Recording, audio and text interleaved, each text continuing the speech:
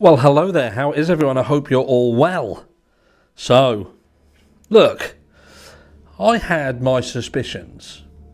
I would watch the films of James Cameron, Steven Spielberg, glowy finger from that little E.T., and I would always think to myself, even as a young whippersnapper growing up, I would think, how do these people come up with this stuff? How do they... when you see these fantastic spaceships, like in Star Wars, Star Trek not so much, but Star Wars, like Gino de Campo meals, and then you would see like Terminator and stuff like that, all these fit, and I would think they've got some sort of imagination. These were my heroes. These were my absolute heroes. Then I watched the film Pull with Seth Rogen. Brilliant film. There was a part of that film that had Paul being hidden by the government, but part of what he was doing while he was in there, he was given ideas to the likes of Steven Spielberg. He was giving him ideas. He was telling him about what to do his films on. And now I'm wondering whether that is in fact true. And my entire childhood, and putting my heroes up on this pedestal because of their imagination, their skill to design these ships in their mind and put them onto paper and into films. It's all bollocks. It's all bollocks because this person has come forward from the government. Notice I said he's not News Nation, because it would appear that even though this seems to be quite fantastical, it's not actually News Nation who's kind of the source of it, and it would appear that what a lot of people are saying is this is credible. This is actually credible. Now, I'm not going to mention any specific names on here because when the government goes all fucking Snowden on him, and I don't want to be part of that. I don't want to be tangled in that web, so to speak. But I would be interested on getting your take on what is going on.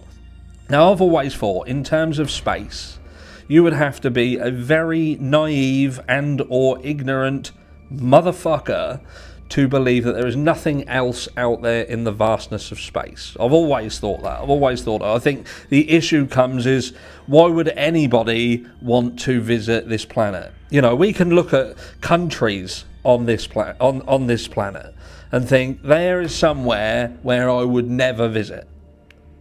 I'm not mentioning any specific places because it would cause upset if I was to pinpoint, if I was to say Liverpool, I'd never visit Liverpool. People will lose their mind. Now, Liverpool is just not somewhere that I would choose to visit.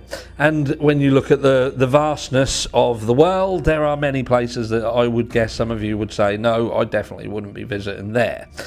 And I would imagine that that's pretty much the same in the vastness of space. If there is a little space alien like Paul and his wife, and they're like contemplating where to go, and the husband says, why don't we go to Earth?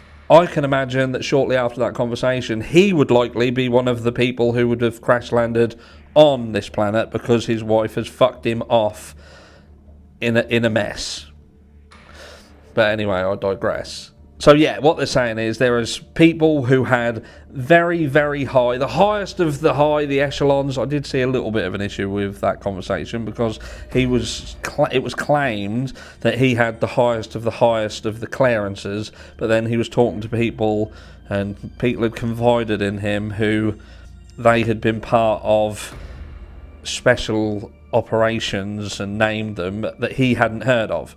So I think to myself, well, if you had the highest of the high, how come there was people who knew stuff that you didn't know? Because that would then say that you didn't have the highest. But look, it's my brain. My brain works that way. I notice when people say things that don't entirely fit the overarching narrative, but yeah, it would appear that there are people coming forward and they are saying, look, the US have been lying to everyone. They've got not only one, it's not just Roswell and Area 51 and this one alien and one ship. It seems to be like they've got a fucking parking lot. So now I'm wondering whether it's not even that they've copied a real ship, they've actually used them. And the likes of Paul and the likes of E.T., and many, many more, like Mac and Me, they are actually real aliens, and they're using them as actors in these films. You know, there's no such thing as animatronics and all that stuff. Well, they're actually using and potentially exploiting life forms from other planets. Now, people lost their minds when they were using monkeys in the PG Tips adverts. Now we've got actual aliens being exploited and put in films such as E.T. They got him drunk in that. How old was he? 5? It's wrong. Let me know what you think, and I'll catch you all on the next one.